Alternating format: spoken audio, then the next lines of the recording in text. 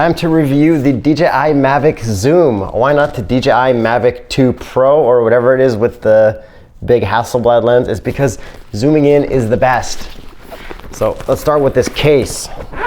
Also, I'm a drone expert, used to do it as a job, quit to do car review shows.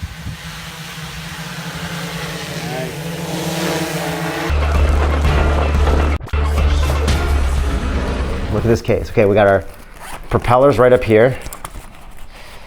Oh, look how perfect that is. 4. Then we've got the drone right here with the little bubble thing around the lens, so we can pop that off.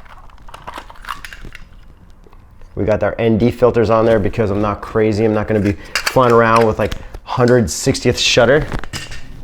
And then to unravel it, we go front, and then this one goes back, and propellers just clip on super easy. So there, I've got my drone built in like 2 minutes. I can do this while out shooting, which I actually do shoot stuff for the Straight Pipes twice a week, my car show. I'm not just reviewing gear for the sake of reviewing gear and like not actually filming something. I actually film stuff every week, and I used to work in the film industry. So yeah, that's done being built. The battery pops on or off. It just has that little thing here to see how much power you have left. This one's low, obviously. And again, this is the zoom.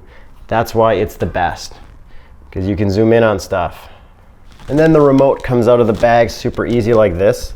You unfold this, put up the antennas, but oh, where's my thumbsticks? They pop out from down here and they screw right in.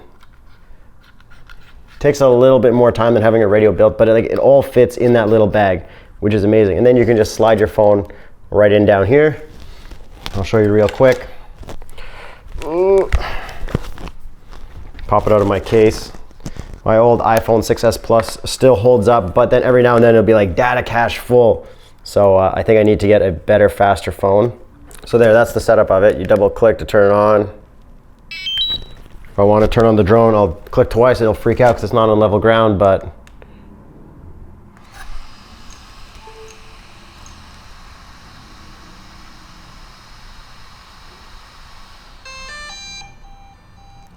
okay, it says low battery.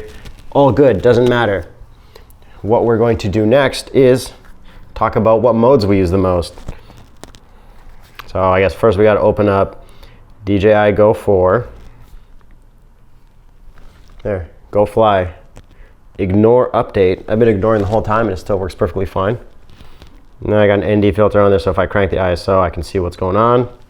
The SD card is not in there, so whatever, that's fine. Low battery voltage. We've got our modes right here on the right. So we got sport at the top, then GPS, and then tripod. I don't really know what tripod is. All I've been pretty much doing is using sport mode to follow cars when it's really fast. Then I'll zoom in all the way with this one right here to 48 mils because, well, I don't want anything wide. Everyone's stuff is wide. It's gonna look bad. And then you can tilt up and down. I haven't even adjusted any of the settings really. I just kind of leave it the way it is. And then you can like tilt with it or pan with this while flying. So sport mode turns off all your sensors. I gotta make sure it's open because I did fly in sport mode and crash into a tree. But then I found it by following the GPS map from my last flight data. But one of the batteries was gone and sunk in the snow, so I'm down one battery. But I saved the drone. It crashed into a tree, stayed there. Props were broken, but everything else worked. So like 10 out of 10 for durability so far. And then if we go to our program mode right here, when we click on our little radio here, we can see all of our cool modes. There's active track, point of interest, and that's pretty much all and quick shot. Those are the only 3 ones I use. So active track, I'll set that right here. And it'll ask you to like find an object. Okay, cannot enter this before takeoff, which kind of sucks, but you find an object, you click on it if it like detects it's moving, or you can make a little square around it, and then you know what object that is, and it'll follow it. Like it's pretty bad for cars, like it'll get lost right away and start moving up and away, and it's hard to influence it while it's flying, but it kind of works if you're driving slow with open fields. Then we got point of interest, which is really cool because you cannot do it until your aircraft is taken off. Point of interest is cool because I'll park the car in the middle. I'll make that the point of interest, and then you can circle around and choose how fast it circles around. And while it's circling around, I can either zoom in or zoom out while spinning and raise my altitude. So like in this BMW M2 video, it looked really, really cool. Then you just gotta like watch out for trees and stuff. But it's a very cool shot. The only thing that sucks, since it is the zoom, and I'm always zoomed in, that's fine. But if you're zooming in and out, then the aperture also changes. So it gets darker when you zoom in. So like nothing is super smooth with the brightness, but I just film fully zoomed in the whole time. And that's what I recommend you do too.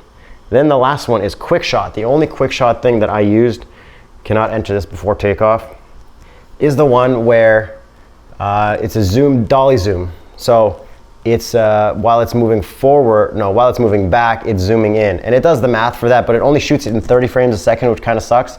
But all you need to do is slow it down 80%, nest that, and then speed it up by 200%, because it takes so long that you need to ramp it anyways.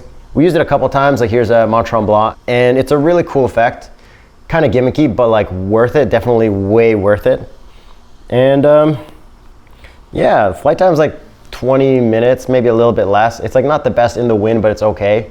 If it's windy, it'll shut off your sensors and say like too windy, sensor's not working. And if you're angled too much, the camera points down.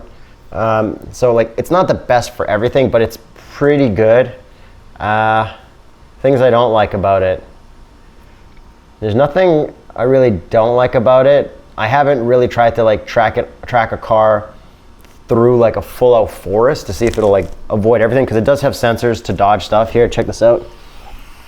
Like they got like sensors and more sensors, so it knows if it's gonna hit things. And it like, you know, it's kind of like tricky to like land. Like if you're used to old DJI like Wukong or NASA, it's like do whatever you want. And this like you can't turn a lot of stuff off. But I think it's good because less people are gonna crash because it's more like dummy proof, but like, you know, you still crash it. Thoughts after using this for about 2 months.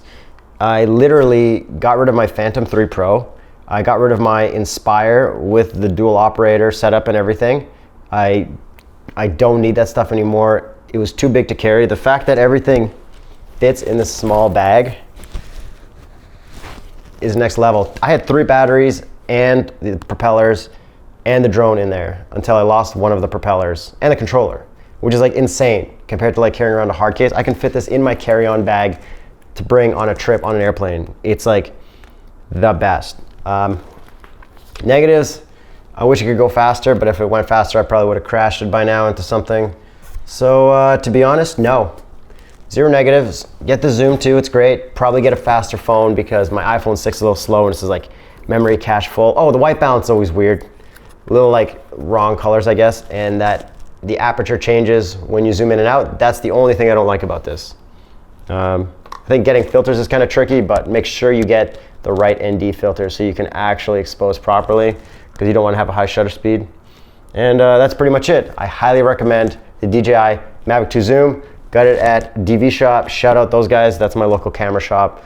They always hook me up on stuff and let me play around with stuff. It's the best. Don't forget to subscribe to this for more gear reviews and activities.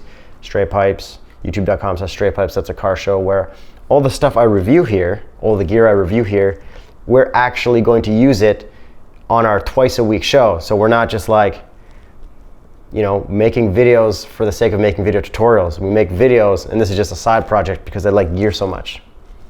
See you later.